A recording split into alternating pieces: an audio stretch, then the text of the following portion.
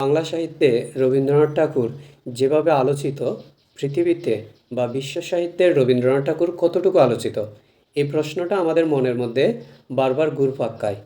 আজকে আমি তার ছোট্ট একটা উদাহরণ দিচ্ছি। আমরা সৈয়দ মোজতাবা আলী দেশে বিদেশে ভ্রমণ প্রবন্ধটা মোটামুটি সবাই কম বেশি জানি। সে ভ্রমণ প্রবন্ধের 204 নম্বর পৃষ্ঠা থেকে একটা উদাহরণ দিচ্ছি। সৈয়দ মোজতাবা আলী মাত্র 23 বছর বয়সে বিশ্বভারতীয় বিশ্ববিদ্যালয় থেকে লেখাপড়া শেষ করে অধ্যাপনা করার সুযোগ পেয়েছিলেন।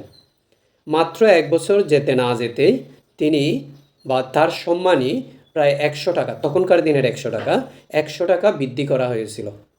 এবং তাতে অন্য সব ভারতীয় অধ্যাপক যারা ছিল তারা অনেকটা খেপে গেলেন এবং কাবুলের তখনকার শিক্ষামন্ত্রীর কাছে গেলেন, বললেন যে সৈয়দ মোজতাবা আলীর ডিগ্রি বিশ্বভারতীয় এবং বিশ্বভারতীয় রেকগনাইজ ইউনিভার্সিটি নয়।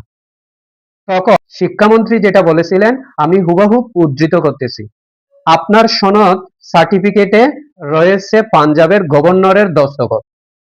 আমাদের ক্ষুদ্র আফগানিস্তানেও গভর্নরের অভাব নেই, কিন্তু আগা মোস্তফা আলীর কাগজে দস্তখত রয়েছে মশহুর শায়ের রবীন্দ্রনাথের। তিনি পৃথিবীতে সমস্ত প্রাচ্য দেশের মুখ উজ্জ্বল করেছেন।